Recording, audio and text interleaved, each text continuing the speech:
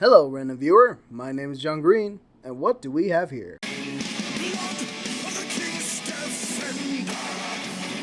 Today we are reviewing the Overwatch Ultimates Reinhardt. But before we can get our hands on this figure for a more intimate inspection, we'll be looking at his packaging, his accessories, and lastly, the figure himself.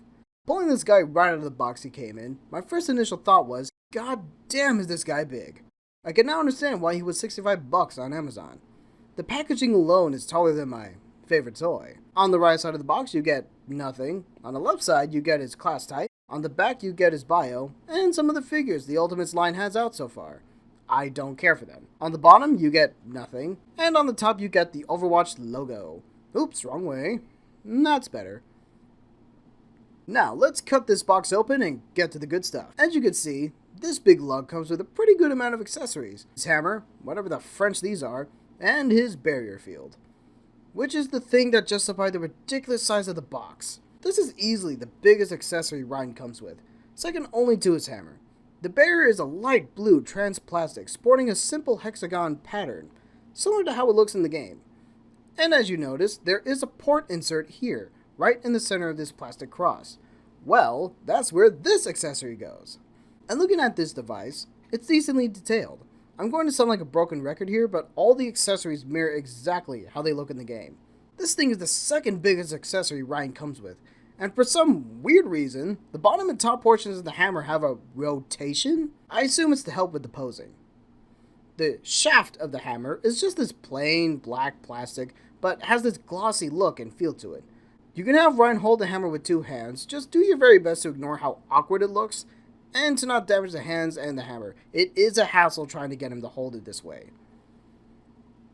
The head of the hammer is easily the most attractive part of the whole thing. Again, it looks exactly like the in-game model, right down to the battle damage. And then we have these. What are these? There are no instructions that come with the figures, so you either have to guess or just look it up online. I did both and found that these are the supports or mini bases for the barrier field. This, I guess, is to help the figure hold the barrier up. It is a little distracting.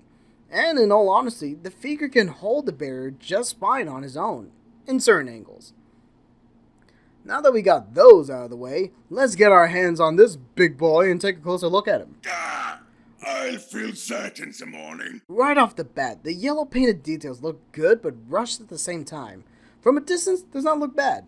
Up close and in your face, however, you start to notice few and albeit minimal flaws this figure has.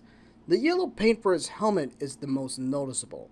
You can see some of the paint fade on one side of the helmet. That sucks. Now for a figure this size, you bet your credits that this guy is posable at least. Handling him is very rewarding, he is fun to hold, and is not too loose, and most importantly, has a great heft. He also has a ball joint at the head, can't look up that far, and if you force it, the head will pop off very easily, but it can just as easily be placed back on with a satisfying. The neck is a dumbbell joint, but really all it does is allow Ryan to look down that far. Both of his pauldrons are on hinges and rotates a great amount to where it does not hinder the arms from moving up this far. Arms can also rotate at a full 360, and they have a single jointed ratcheting elbow. The bend meets at a very nice 90-degree angle.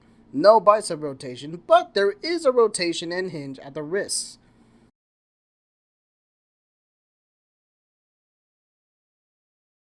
The waist of the figure can swivel all the way around, side to side, but cannot bend back or forward almost at all.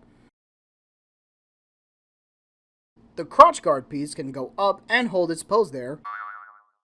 Decent degree of leg spread. I mean, he is in a heavy suit of armor, so I can overlook that.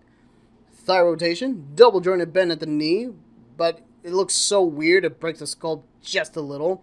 The feet can hinge up and down, and has a beautiful ankle pivot.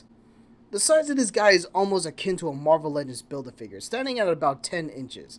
Here he is with fellow Overwatch Ultimates figures Soldier 76 and Anna, Fortnite Legendary Series Wildcard, and My Hero Factory Mock Warhead. In conclusion, this guy is worth the $65. His accessories, though not detailed to a high degree, are great for the figure overall. The posability is decent for a figure of his girth and size, and you can actually get some pretty great poses out of him if you do it just right. So I can say hands down that I recommend getting this guy, if you are collecting the Ultimates line. He really complements Soldier and Ana especially, completing the all 3 class types of Overwatch figures. If you liked this video, give it a like and maybe consider subscribing to check out what else the channel has to offer. See you later!